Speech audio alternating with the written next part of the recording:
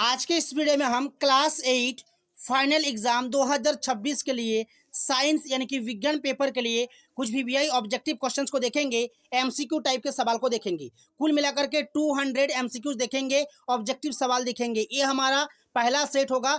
हमने आप लोगों के लिए 200 एमसीक्यूज का सीरीज स्टार्ट किया है। ये हमारा पहला सेट होगा। इसके अंदर 20 वीवीआई ऑब्जेक्टिव क्वेश्चंस को देखेंगे, एमसीक्यू टाइप के सवाल को देखेंगे और यही सवाल एग्जाम पेपर में छपेगा। इन प्रश्नों को कोई नहीं रोक सकता। ये सवाल फाइनल एग्जाम 2026 में जरूर आएगा। ये हमारा पहला सेट होगा। इसके बाद जो है सेट 2 आएगा, फिर सेट 3 आएगा। इसी तरह से जो है कुल मिलाकर के 10 सेट आप लोगों के लिए आएगा और सारे के सारे सवाल एग्जाम पेपर के लिए वेरी वेरी इंपॉर्टेंट रहने वाला है।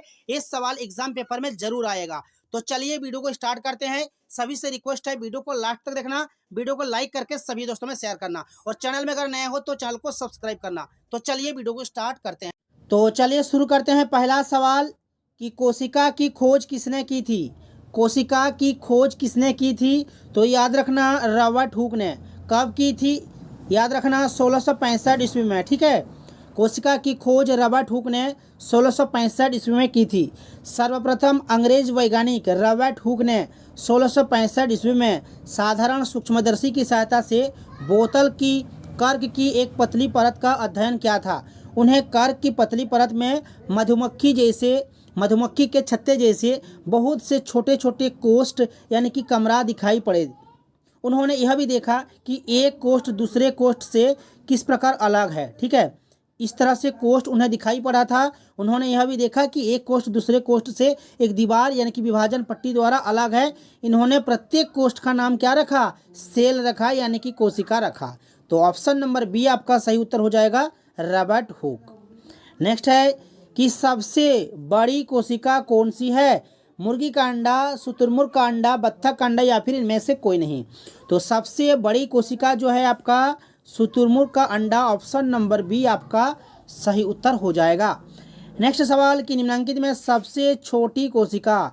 तो देखिए सबसे छोटी कोशिका है माइकोप्लाज्मा। याद रखना सबसे छोटी कोशिका का नाम है माइकोप्लाज्मा। ऑप्शन नंबर ए आपका सही उत्तर होगा। नेक्स्ट सवाल कि कोशिका का ऊर्जा गृह। कोशिका का ऊर्जा गृह किसे कहा जाता है? गाल्जी काय, न्यूक्लियोलस, माइटोकॉन्ड्रिया या फिर राइबोसोम। तो याद रखना कोशिका का ऊर्जा गृह जो है माइटोकॉन्ड्रिया को कहा जाता है, माइटोकॉन्ड्रिया। ठीक है, तो ऑप्शन नंबर सी आपका सही उत्तर हो जाएगा, माइटोकॉन्ड्रिया। नेक्स्ट सवाल कि पादप कोशिका का सबसे बाहरी आवरण कहलाता है। पादप कोशिका, ये पादप कोशिका है। ठीक है, और इसके जो सबसे बाहरी आवरण है ये वाला पार्ट, ठीक है, ये वाला पार्ट, इसे कहा जाता है कोशिका भित्ति। और जो जंतु कोशिका है, जंतु कोशिका गोल होता है, ठीक है, इस तरह का होता है। और इसका जो बाहरी आवरण है इसको कहा जाता है कोशिका झिल्ली या फिर प्लाज्मा झिल्ली। ठीक है, और पादप कोशिका के जो बाहरी आवरण है उसे कहा जाता है कोशिका भित्ति। दोनों को याद रखना, कोशिका भित्ति। जंतु कोशिका का सबसे बाहरी आवरण हो जाएगा आपका कोशिका झिल्ली और ये है आपका कोशिका भित्ति। नेक्स्ट सवाल है कि एक अधातु जिसमें चमक होती है। एक अधातु जिसमें चमक होती है। देखिए अधातुएं निष्प्रभ होती है यानी कि गैर चमकदार होती है। जो अधातुएं होती है वो गैर चमकदार होती है, चमक नहीं होती है। लेकिन ग्रेफाइट और आयोडीन चमकदार होती है। ग्रेफाइट और आयोडीन दोनों को याद रखना। तो यहाँ पर आयोडीन दिया हुआ है तो ये आपका सही उत्तर हो जाएगा, option number B, iodine. Next सवाल कि सोडियम को किसमें डुबाकर रखा जाता है? सोडियम जल में, मिट्टी तेल में, अल्कोहल में या फिर इनमें सभी। सोडियम को मिट्टी तेल में डुबा कर रखा जाता है क्योंकि सोडियम और पोटेशियम ऑक्सीजन तथा पानी दोनों के साथ तेजी से अभिक्रिया करता है, इसलिए इन्हें केरोसिन तेल में डुबोकर रखा जाता है। तो ऑप्शन बी आपका सही उत्तर हो जाएगा। नेक्स्ट सवाल कि एक मुलायम धातु जिसे चाकू से काटा जा सकता है। निम्न में से किस धातु को चाकू से काटा जा सकता है? तो देखिए ऑप्शन में है तांबा, लोहा, सोडियम, सीसा। तो देखिए सोडियम और पोटेशियम मुलायम धातु होते हैं जो आसानी से चाकू से काटे जा सकते हैं। तो सोडियम जो है आपका सही उत्तर हो जाएगा। ऑप्शन में पोटेशियम भी हो सकता है, याद रखना, ठीक है। धातुएं देखिए, अधिकतर धातुएं कमरे के तापक्रम पर ठोस होते हैं। धातुएं ठोस होते हैं जैसे कि लोहा, जस्ता, तांबा, टीन, लेकिन पारा द्रव अवस्था में पाया जाता है। और सोडियम और पोटेशियम मुलायम धातु होते हैं जिन्हें हम आसानी से चाकू से काट सकते हैं, ठीक है। तो सोडियम आपका सही उत्तर हो जाएगा, ऑप्शन नंबर सी। नेक्स्ट सवाल, एक उच्च आघातवर्धक धातु जिसका उपयोग खाद्य पदार्थ को पैक करने के लिए किया जाता है। एल्यूमिनियम, सोडियम, लिथियम, सोना। जिसका उपयोग खाद्य पदार्थ को पैक करने के लिए किया जाता है, तो याद रखना एल्यूमिनियम, ठीक है। एल्यूमिनियम की जो पन्नी है उसका उपयोग खाद्य पदार्थ को पैक करने के लिए किया जाता है, ठीक है। तो ऑप्शन ए सही होगा, एल्यूमिनियम। धातुएं उष्मा की क्या होती है? सुचालक, कुचालक, अल्पचालक या इनमें से कोई नहीं। तो देखिए, धातुएं उष्मा की सुचालक होती है। जो धातुएं हैं उष्मा की सुचालक होती है, उष्मा आसानी से चालन कर लेती है, ठीक है। धातुएं उष्मा की अच्छी सुचालक होती है। इसी गुण के कारण इसका उपयोग खाना बनाने के बर्तन, तापन तत्व आदि के रूप में किया जाता है। जैसे हम खाना बनाते हैं, चाय बनाते हैं, ठीक है, कुछ भी बर्तन में जो पानी गर्म करते हैं तो जो बर्तन है वो पूरा गर्म हो जाता है, उष्मा स्थानांतरित हो जाता है पूरे बर्तन के अंदर, ठीक है, पूरे बर्तन में, तो सुचालक हो जाएगा। याद रखना, धातुएं जो है सुचालक होती है। नेक्स्ट सवाल कि सूक्ष्म जीव कहाँ पाए जाते हैं?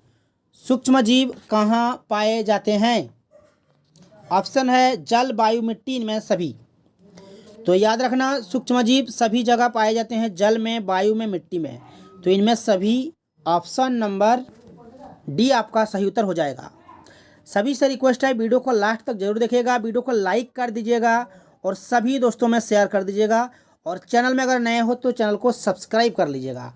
नेक्स्ट सवाल कि सबसे पहले कौन सा प्रतिजैविक खोजा गया था? सबसे पहले कौन सा प्रतिजैविक खोजा गया था?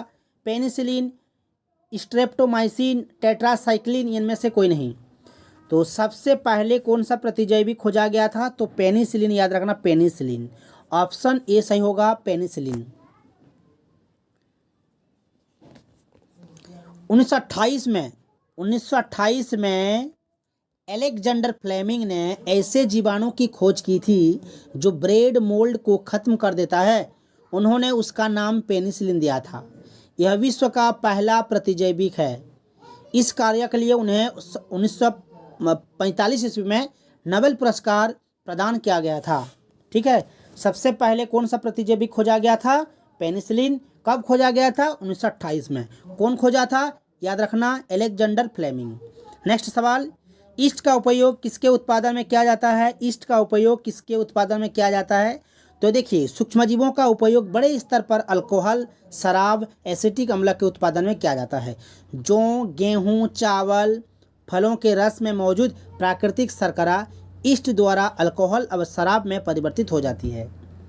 तो यहाँ पर चीनी है, अल्कोहल है, हाइड्रोक्लोरिक अम्ल और ऑक्सीजन है।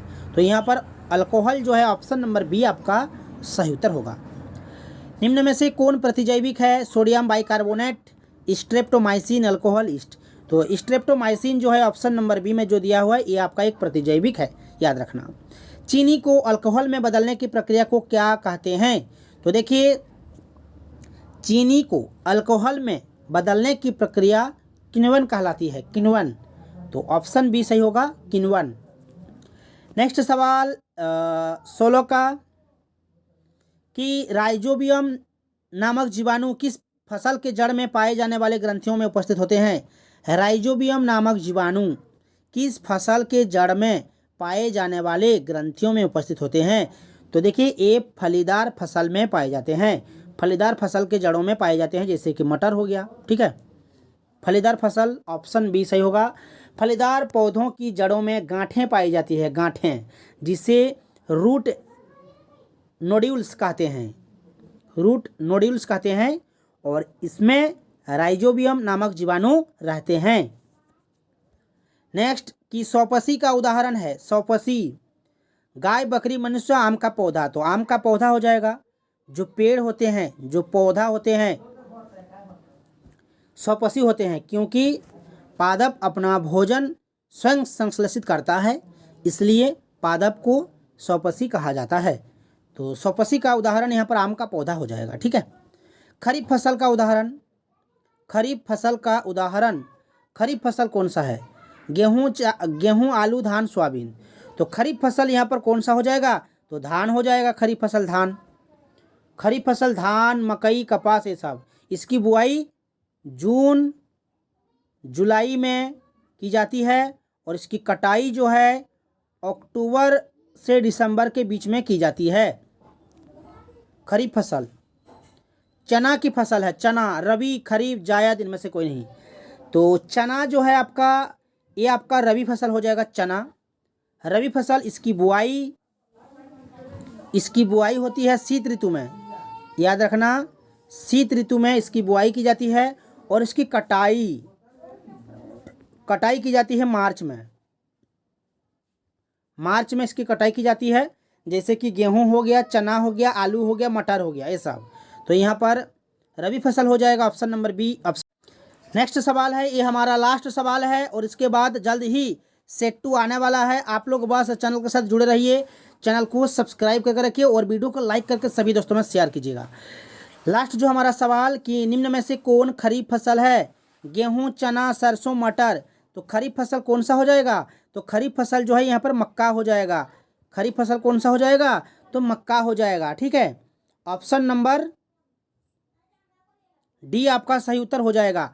तो वीडियो को कैसा लगा कमेंट्स जरूर कीजिए, लाइक कीजिए, शेयर कीजिए और चैनल में जुड़े रहने के लिए चैनल को सब्सक्राइब करके रखें। तो मिलते हैं नेक्स्ट वीडियो में।